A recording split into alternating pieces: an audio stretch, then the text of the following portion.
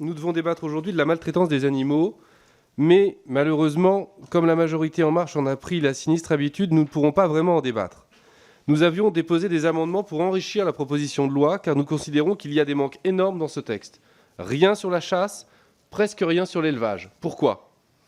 Le président Macron est de notoriété publique entièrement soumis au lobby de la chasse. Celui-ci a même eu la tête d'un ministre d'État, Nicolas Hulot, qui a démissionné suite à une énième humiliation, faisant passer leur avis avant le sien. On ne parlera donc pas de la chasse à courre, de la chasse des oiseaux à la glu, du déterrage des blaireaux ou des renards dans leurs terriers. Non. Car les chasseurs prétendent agir en faveur de la biodiversité, on est prié de les croire. Nous ne pouvons pas non plus en parler par amendement, puisque En Marche écarte les amendements qui les dérangent avant tout débat. Vous n'avez même pas l'honnêteté d'admettre qu'on puisse en débattre, quitte à le rejeter par un vote. Sur l'élevage, on ne parlera que de l'élevage des visons. Alors oui, c'est une bonne chose d'interdire l'élevage des visons pour leur fourrure.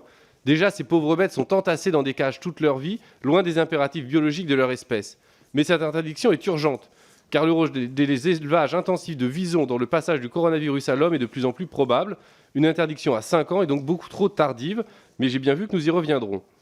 On ne parlera pas non plus de la maltraitance de millions et millions d'animaux par l'élevage intensif, parce que cela touche à des intérêts économiques puissants.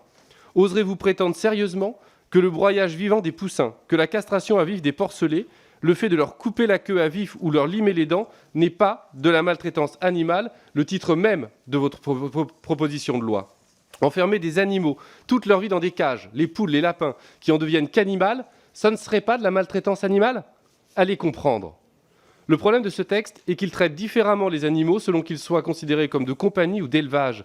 Ce que vous permettez pour des animaux d'élevage, jamais vous ne l'accepterez pour des chiens ou des chats. Pour En Marche, on peut maltraiter un lapin d'élevage, mais le même lapin de compagnie, c'est très grave. Votre loi est incohérente. De fait, ce qui est hors de la vue du public, vous ne voulez pas en parler. Et tout est fait pour que cela reste loin des yeux des citoyens.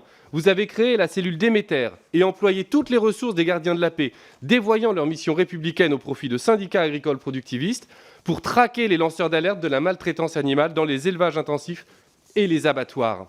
Alors, je dirais que cette proposition de loi est faite pour que la majorité se donne bonne conscience et puisse aller clamer sur les plateaux de télévision dans une prochaine campagne électorale que vous êtes les champions de la condition animale. Vous essayez de vous rattraper du terrible spectacle que vous avez donné lors de l'examen de la loi Egalim. Mais vous n'avez rien réglé ailleurs et vous refusez toujours de le traiter aujourd'hui. Traiter des animaux de compagnie, oui, c'est utile, évidemment. Mais vous ne parlez que des particuliers. Bien sûr qu'il y a des problèmes qu'il faut régler et une évolution de la législation est une bonne chose. Mais il n'y a rien dans votre loi sur le trafic d'animaux domestiques, qui est clairement de la maltraitance, et c'est le 3e trafic le plus lucratif après la drogue et les armes dans notre pays. Là est la grande délinquance. Et pourquoi refusez-vous de l'affronter dans cette proposition de loi?